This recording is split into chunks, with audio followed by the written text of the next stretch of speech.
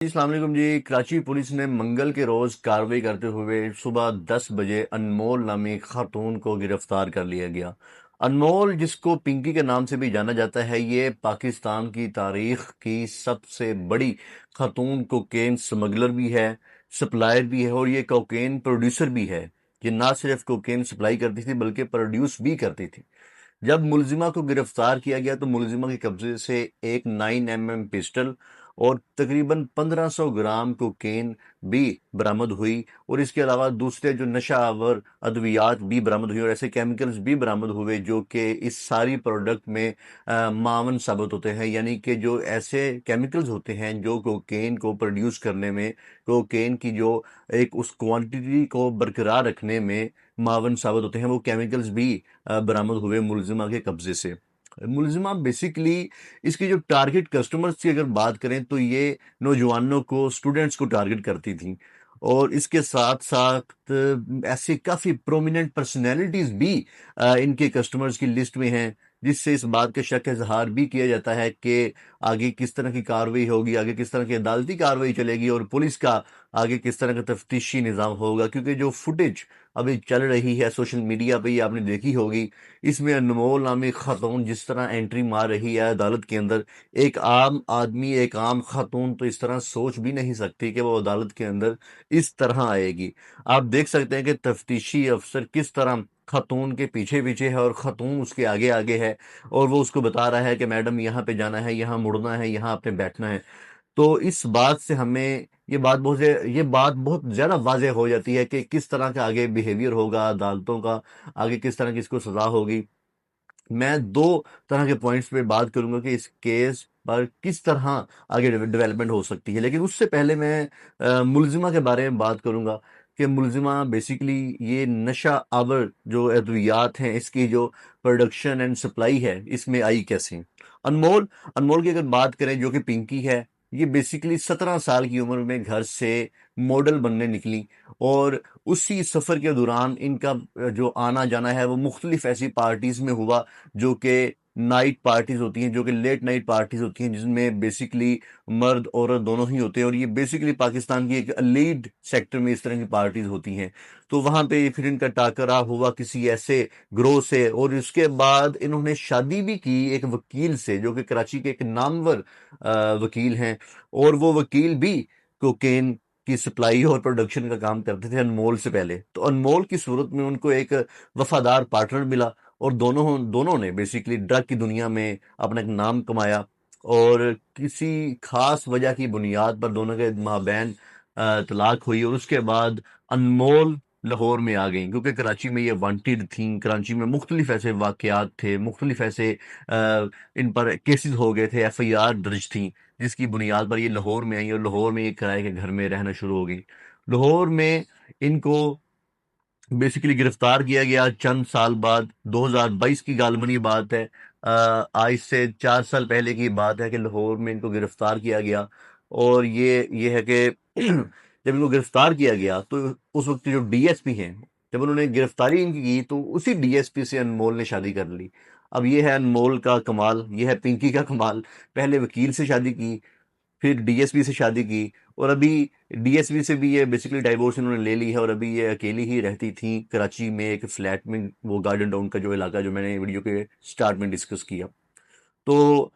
حیرانگی کی بات یہ ہے کہ جب ایف آئی آر میں ان کو سارا نامزد کیا گیا، جب ایف آئی آر میں یہ سارا لکھا گیا کہ انمول کس فلیٹ سے گرفتار ہوئیں، تو جب اس فلیٹ کا تذکرہ کیا گیا، اور اس فلیٹ پر جب میڈیا اور پولیس دوبارہ گئیں، تو اس فلیٹ پہ جو لوگ رہتے تھے انہوں نے کہا کہ بھائی ہم 8 سال میں اس فلیٹ میں رہتے ہیں، اور انمول نامی جو خاتون ہے وہ اس فلیٹ پہ ایک دن بھی نہیں رہی۔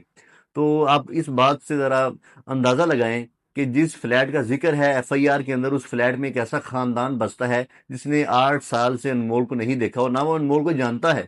اور وہ جو خاندان، وہ جہاں وہ رہائش پذیر تھا، ان کا یہ کہنا ہے کہ بھائی ہمیں جو مالکان ہیں ان فلیٹس کو، وہ کہتے ہیں کہ بھائی آپ ہمارے فلیٹس خالی کر دیں، کیونکہ آپ کی وجہ سے پولیس اور میڈیا کا یہاں پہ آنا جانا شروع ہو گیا ہے، اور آپ لوگ ہی کسی نہ کسی طرح انمول سے لنکڈ ہیں۔ تو اس بات سے آپ اندازہ لگائیں کہ 2 نمبر پتہ لکھا ہوا ہے، اور جس طرح اس کی انٹری کروائی گئی ہے عدالت کے اندر، یہ بات اب روز روشن کی طرح یہاں ہے کہ یہ کیس اب کہیں نہیں جا رہا۔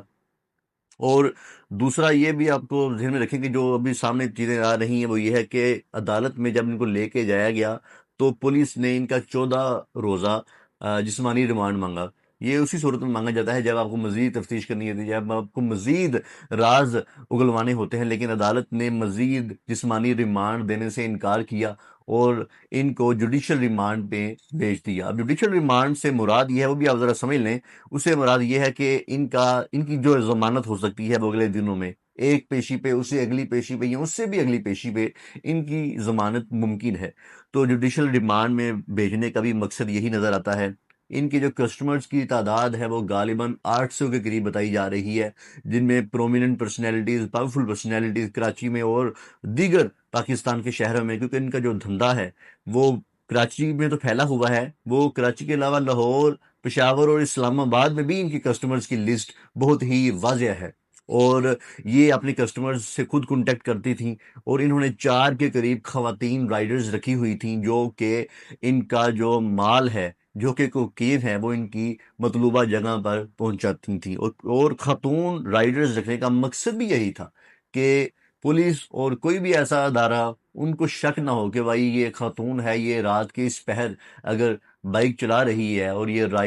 رائڈر کے طور پر اپنے فرائض انجام دے رہی ہے تو یہ کہیں نہ کہیں تو حلال رزق کما رہی ہے۔ لیکن ان کو نہیں تھا آئیڈیا کہ یہ خاتون رائڈرز رکھنے کا مقصد ہی یہ تھا کہ پولیس کو اور قانون نافذ کرنے والے اداروں کو چکمہ دینا۔ ان کی گرفتاری جب ہوئی تو بیسیکلی یہ بتایا جا رہا ہے کہ وہ ایک حساس ادارے نے کی، اور اس کے بعد اس ادارے نے کارروائی کرتے ہوئے، گرفتاری کرتے ہوئے انمول عرف پنکی کو پولیس کے حوالے کر دیا۔ اب یہ جوڈیشل ریمانڈ پر ہیں، اور ان کی آپ یہ کہہ لیں کہ 2 ہی صورتیں اس کیس میں مجھے نظر آتی ہیں جو میرا نقطہ نظر ہے۔ ایک تو صورت یہ ہے کہ ان کو قتل کر دیا جائے۔ جی ہاں، آپ بالکل حیران ہوئے ہوں گے اس بات کو سن کے، ان کو قتل کیا جا سکتا ہے کیونکہ ان کے پاس جتنی پاورفل اور جتنی بڑی کانٹیکٹ لسٹ شامل ہے، یہ بات بالکل ممکن ہے کہ ان کو جیل کے اندر یا ان کو کسی باہر سڑک پر گولی مار دی جائے، اور ان پر الزام لگا دیا جائے کہ کوئی پرانی دشمنی تھی، انہوں نے کسی کے پیسے دینے تھے یا لینے تھے تو ان کو مار دیا گیا ہے، کیونکہ اپنے پر کوئی بھی پاورفل جو لوبی ہے، پاورفل جو گروپس ہیں، وہ اپنے پر بات نہیں آنے دیں گے اور ان کو مار دیا جا سکتا ہے۔ آپ یہ بات ذہن میں رکھیں۔ ایک تو یہ ہے۔ دوسری مثال یہ ہے کہ اس کیس کو 1 دن، 2 دن، 3 دن میڈیا کوریج ملے گی، سوشل میڈیا پہ چلے گا، جو کہ پاکستانیوں کا عام طور پہ رواج ہے، آپ دیکھ بھی لیں، اس کے بعد یہ بات بالکل ٹھنڈی پڑ جائے گی اور اس کیس پر اتنی بات نہیں ہوگی۔ تو اسی دوران، اسی لمحے کا فائدہ اٹھاتے ہوئے ان کو عین ممکن ہے کہ باہر کے ملک بھیج دیا جائے۔ تو یہ 2 ہی صورتیں مجھے نظر آتی ہیں۔ ایک، یا تو ان کو قتل کر دیا جائے گا کیونکہ جتنی ان کے پاس کانٹیکٹ لسٹ ہے، جتنی ان کے پاس پرومیننٹ پرسنالٹیز کا یہ ہے کہ جن کو یہ کوکین سپلائی کرتی تھیں اور جن کی اولادوں کو یہ سپلائی کرتی تھیں، وہ عین ممکن ہے کہ ان کو مار دیں۔ اور دوسرا یہ ہے کہ ان کو باہر کے ملک بھیج دیا جائے جب یہ معاملہ ذرا ٹھنڈا ہو، جب کوئی اور کیس اس طرح کا یا اس سے بھی بھرپور وہ میڈیا کی نظر ہو اور میڈیا اس کو کور کرنے لگ جائے۔ تو یہی صورتحال نظر آتی ہے۔ آپ کانٹیکٹ بیسیکلی اس کا دیکھیں تو آپ کو اس بات کا آئیڈیا ہو جائے گا کہ جس طرح کی یہ راز بیسیکلی افشاں کر رہی ہے، جس طرح کی یہ باتیں کر رہی ہے، اور اس کی جو آڈیو فوٹیج جو کل منظر عام پر تھی، جو میڈیا نے چلائی تھی، اس کو اگر آپ سنیں تو یہ بیسیکلی اس کو کسی طرح کا ڈر خوف نہیں ہے۔ یہی ہمیں نظر آتا ہے کہ اس کے پیچھے جو لوگ ہیں وہ عین ممکن ہے یا تو اس کو مار دیں یا اس کو بچا لیں۔